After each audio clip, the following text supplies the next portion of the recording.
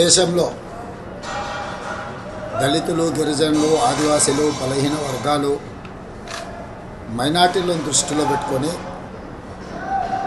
ఆనాడు డాక్టర్ బాబాసాహెబ్ అంబేద్కర్ గారు ఒక గొప్ప రాజ్యాంగాన్ని మనకు అందించడం జరిగింది. ఈ రాజ్యాంగం ద్వారా సంక్రమించిన ఎస్సీ, ఎస్టీ, బీసీ, మైనారిటీ రిజర్వేషన్లు విద్యా, ఉద్యోగ, ఉపాధి అవకాశాలలో వాళ్ళ అభ్యున్నతి కోసం కృషి చేస్తూ ఈనాడు వీళ్ళందరూ కూడా డాక్టర్లు, లాయర్లు, ఇంజనీర్లుగా, ఐఏఎస్, ఐపీఎస్లుగా రాణించి ఈ దేశం యొక్క ప్రగతిలో వాళ్ళు భాగస్వాములుగా ఉన్నారు. 75 సంవత్సరాలు పూర్తి చేసుకుంటున్న ఈ సందర్భంలో ప్రజాస్వామ్యాన్ని పరిరక్షించి ప్రజాస్వామ్యాన్ని మరింత బలోపేతం చేసి ప్రగతి వైపు దూసుకెళ్ళి ప్రపంచ దేశాలతో పోటీ పడాల్సిన భారత్ ఈరోజు భారతీయ జనతా పార్టీ కుట్రలకు బలవుతున్నది.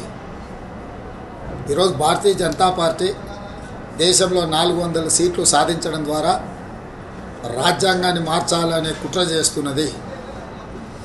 ఒకవేళ అధికారంలోకి వస్తే ఎస్సీ, ఎస్టీ, బీసీ, మైనారిటీల రిజర్వేషన్లు రద్దు చేసి రిజర్వేషన్ల రహిత సమాజంగా ఈ దేశాన్ని మార్చాలనే ప్రయత్నం చేస్తుంది. అందుకే 4 కోట్ల తెలంగాణ ప్రజలకు నేను విజ్ఞప్తి చేస్తున్నా. 17 సార్లు జరిగిన ఎన్నికలు వేరు, 18 లోక్సభ ఎన్నికలు వేరు. ఈ ఎన్నికలు మన ప్రజాస్వామ్యాన్ని రక్షించుకోవడానికి, మన రాజ్యాంగాన్ని కాపాడుకోవడానికి, ఎస్సీ, ఎస్టీ, బీసీ, మైనారిటీ రిజర్వేషన్లను కొనసాగించడానికి ఈరోజు ప్రజలు తీర్పు ఇవ్వాలి.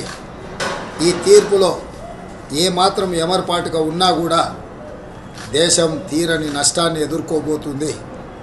మళ్ళీ నియంత్రణ పరిపాలన రాబోతున్నది.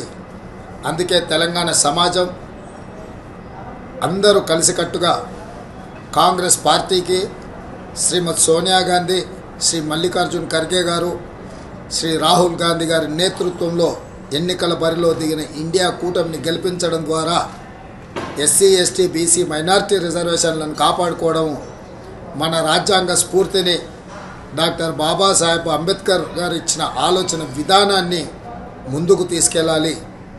కాబట్టి మిత్రులారా, మీరందరూ కూడా కాంగ్రెస్ పార్టీకి అండగా నిలబడి 13 తారీఖు నాడు జరగబోయే ఎన్నికలలో కాంగ్రెస్ అభ్యర్థులను గెలిపించాల్సిందిగా మీ అందరికీ నేను విజ్ఞప్తి చేస్తున్నా.